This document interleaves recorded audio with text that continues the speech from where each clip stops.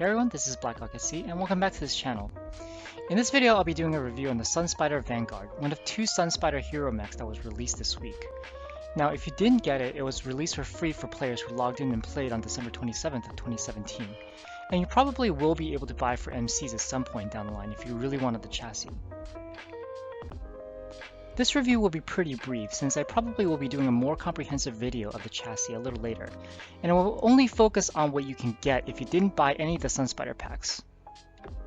But to highlight some of my observations, it has about 30 tons of free pod space with near full armor, which is approximately the same as what you get with the Timberwolf. That may seem like a lot, but without the C, D, and Manual Hero Omnipods, a lot of builds are going to be heavily reliant on ballistics, which the Sun Spider doesn't have that much tonnage for.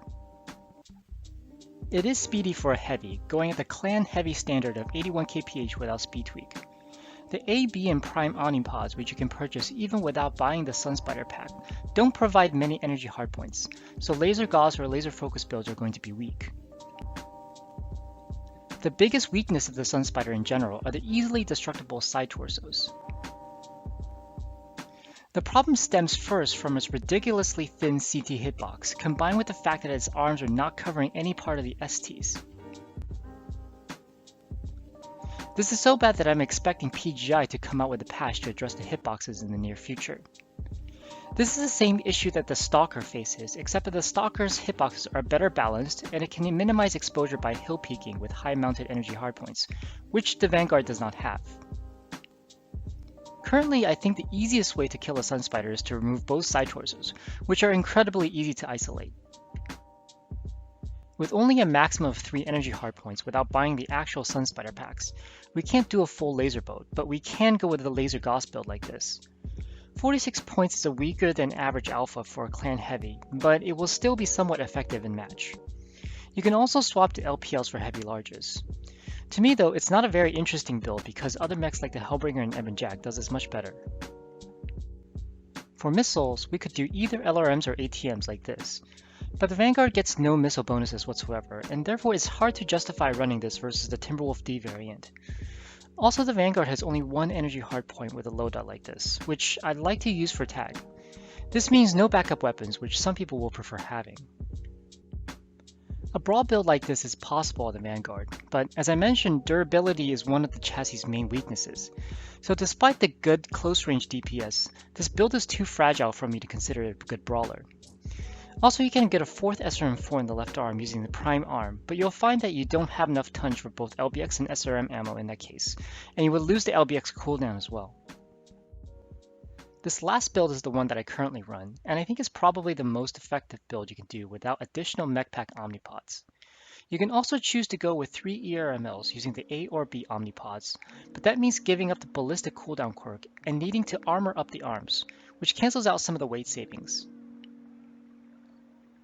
Other mechs in the heavy class like the Nightjar and Ebon Jag, and even the Hunchback 2C medium chassis will be able to do the dual UAC 10s at least as well, if not better. But the ballistic cooldown quirk and the tight convergence of the torso-mounted weapons does compensate somewhat.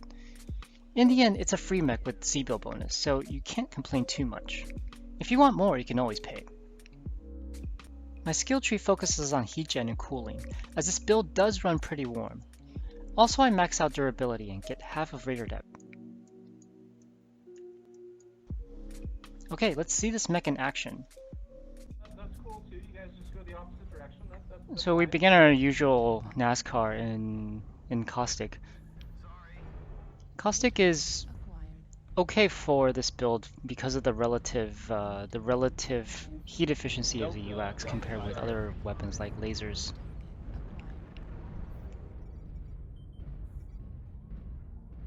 So we see that Sun Spider firing towards us and trying to get a good shot right across the caldera there. See some enemy mechs moving across the caldera, so they're probably gathering around Delta 5 right now. And our friendlies are engaging around that area too, so we're gonna see if we can get behind them. A lot of times going through the caldera can be quite risky, so we're gonna just be kind of cautious and poke across a little bit across the caldera first before fully committing to that move. I'm getting narked by that Mad Cat there. Fortunately, there's not much lerms in this game.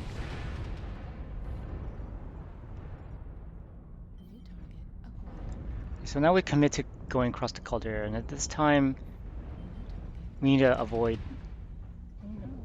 sustained engagements inside while we're inside. Kind of get stuck here.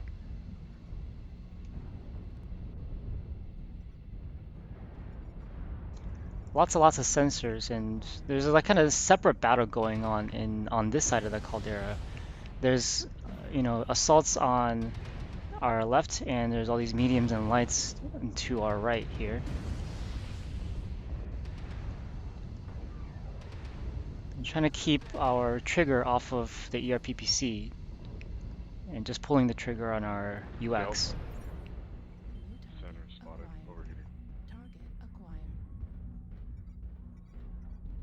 Now we kind of made it across to the back of the enemy group.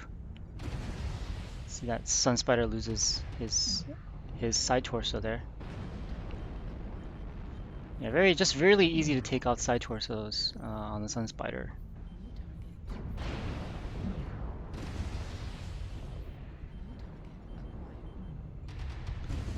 I was trying to see if I can kill that Jenner, but might have missed that ERPPC shot.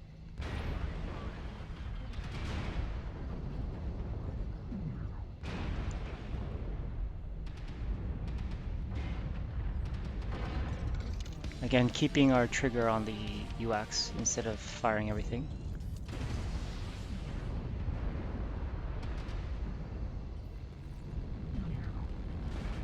I'm gonna let somebody else take care of that Jenner and also that mislinks.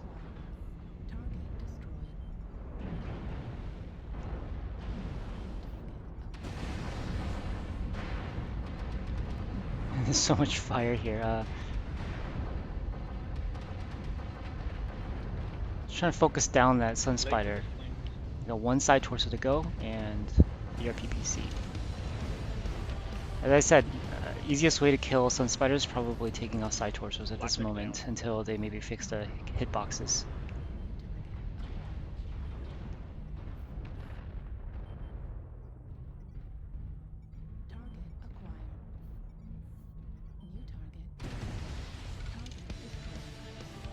Not a bad match.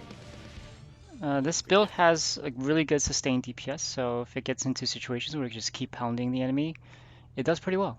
Just remember not to trade with the enemy because of how fragile you are.